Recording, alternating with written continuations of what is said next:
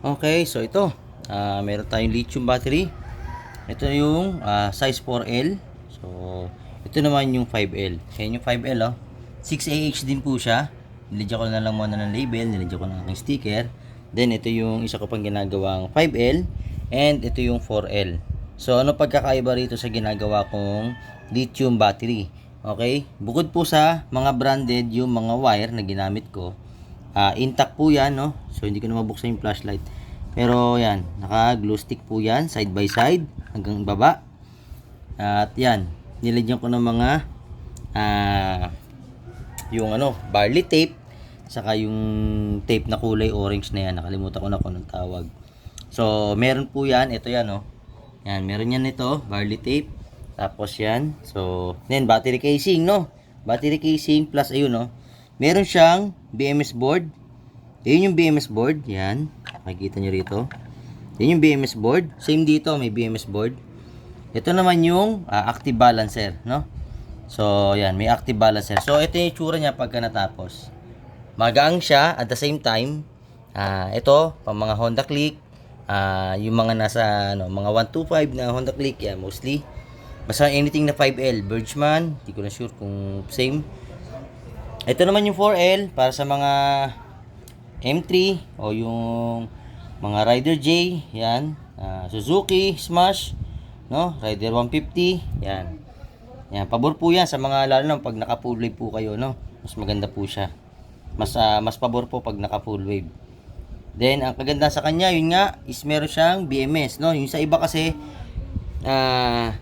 pag nagbebenta, so hindi ko hindi ko minamasama. So, sa akin lang, minsan pangalan lang yung binabayaran. So, ito, nag-create ako na mas pinatibay at the same time, mas maganda, no?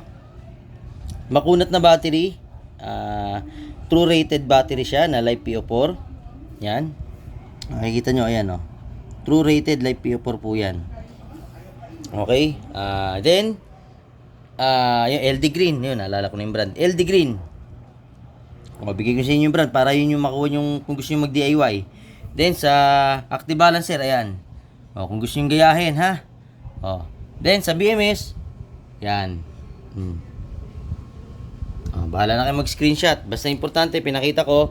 Then bahala na kayong gumawa kung gusto nyo mag DIY. Sa akin lang, medyo mahal po pag kayo ay gagawa nito. Bibili pa ho kasi kayo ng tabbing wire. Ayan, yung ganito, yung may butas. Kung ang makukuha nyo is ganito, kasi may tornilyo na po yan. Ayan. Medyo mabusisi lang pag 4L kasi mas masikip. Kaya doon ko nilagay yung active balancer sa baba. Kung mapapasin nyo, naka-on na yan. Ayun, may kulay green na ilaw. Ibig sabihin yan, activated na yan. Then, pag tinesting po natin yan, yan. Pakita ko lang sa inyo. Yan. Tetestingin natin. Gamit tayo ng tester.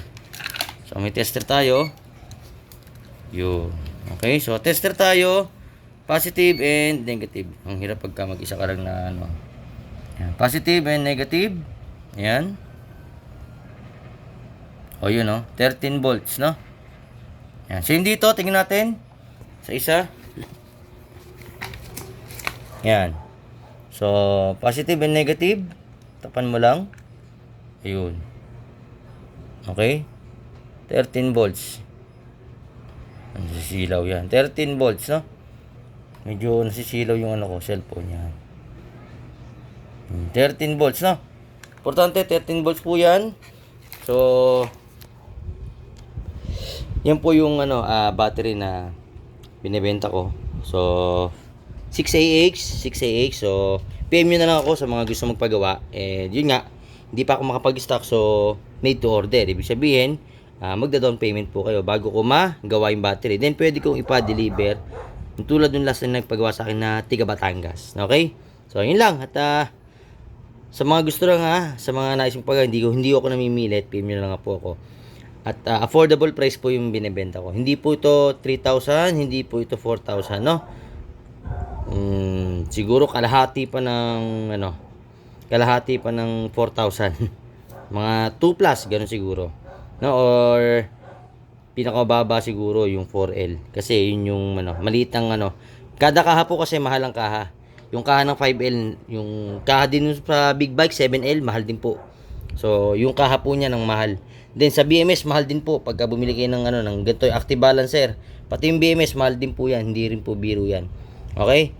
Then yung sa wire no, wag po kayong gagamit ng copper wire. Gumamit po kayo ng DC wire. Pag sinabing DC wire, kulay silver po yung laman ng loob niyan, ha? Para hindi masira pag gumawa kayo, pag nag-DIY kayo. So marami naman na nag-vlog nito, sakasakali, pag bumili kayo ng active balancer, meron na yung diagram doon. Gagayahin nyo na lang. Okay? So, yun lang. Maging ano kayo, mga busisi, pag-aralan nyo pag gusto nyo mag-DIY ng ganito. Medyo matrabaho. Kailangan nyo ng panghinang, kailangan nyo ng glue gun, kailangan nyo ng, ayan, yung tapping wire, barley tape, at saka yung isang tape. Then, gamit, syempre. Yan, mga gamit, no? So, gunting, importante rin yung gunting. At saka, ako kasi naglagay ako ng terminal. Ayun, no? Naka-terminal yan. Yan. Yan. So, hinigpitan ko ng maigi yan, no? Talagang kapit na kapit yan. Okay? Yun lang. So, sa mga gusto mag-avail, ha? 4L, 5L, 6AH po yan. Okay? So, PM nyo lang ako. Alright? Yun lang. To God be the glory. Maraming salamat po sa mga nagkitiwala sa akin. GGA Humble Works. Okay.